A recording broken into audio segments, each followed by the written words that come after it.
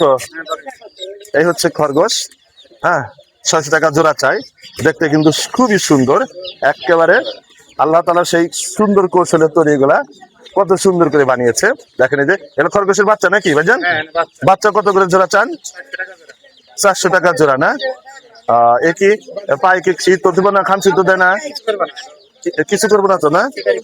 আচ্ছা ঠিক আছে। ইসুবালে দেখো যে অনেক সুন্দর দেখা যায়, তাই না? এই করো ইসুবালে ভিডিও করতে করতে আমার ছবি তুলে দিই একটা। এগুলো চাচ্ছে 400 টাকা জোড়া চাইতেছে। আর চোখ লাল, এটা কি জাতের খরগোশ ভাইজান? দেশাল খরগোশে। আচ্ছা, আর একটা কি খরগোশ জানি যে খাওয়া যায়, সেই খরগোশটা কোথায়? ওগুলো আসে না না? খরগোশ গুলি খাওয়া যায় তাই শুনি। ছাগলে পাইয়া নাকি? ওটা কি খাওয়া যায়? হ্যাঁ, খাওয়া যাবো না, খাওয়া যাবো না না?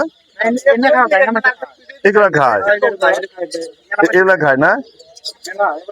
ঠিক আছে। আসলে এই খরগোশে এই নাকি খাওয়া যায়, খরগোশটা জানি খাওয়া যায়। আমি কোনদিন খাই নাই, জানি না কেমন লাগবে। এগুলা আসলে আল্লাহ তাআলা কিছু কিছু জিনিস সৃষ্টি করিয়াছে দেখার জন্য, দেখতে অনেক সুন্দর লাগবে। ঠিক আছে, সৌন্দর্য বর্ধনের জন্য কোনো বাড়ি যারা শৌখিন লোক, যে সুন্দর একটা ওরকম বিল্ডিং করা বাড়ি আছে আশেপাশে, একটু ঘোরার জন্য একদম ওয়াল করা জায়গা আছে, ওর ভিতরে ছেড়ে দেয়, তখন দেখতে, তখন সামনাসামনি যখন দৌড়াদৌড়ি করে দেখতে অনেক সুন্দর লাগে। এই জন্য আর কি আল্লাহ তাআলা এই খরগোশ গুলাকে সৃষ্টি করেছে। দেখেন কত সুন্দর লাগে, কত ভালো লাগে, তাই না? বাচ্চা ঠিক আছে, খুবই সুন্দর লাগে, খুবই সুন্দর লাগে। দেখেন আবার এইখানে একটা, এটা কি খরগোশ? এটা হচ্ছে কাশ্মীরি খরগোশ, অর্থাৎ পাকিস্তানের আর কি। আর জায়গায় যায় পশম গুলো, এটা অন্য অন্য জাতের। ঠিক আছে, ঠিক আছে ভাইজান। এটা কত করে জোড়া বিক্রি করেন? 1500 টাকা পিস। তো এটা একটু দাম বেশি, ঠিক আছে, কারণ এটা একটু বিদেশি অন্য অন্য জাতের, তো এগুলো একটু মানে কম পাওয়া যায়।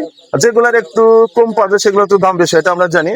যে জিনিসের মানে চাহিদা আছে কিন্তু পরিমাণে কম, ওটার দাম একটু বৃদ্ধি পায়, যার কারণে এটার দাম বেশি।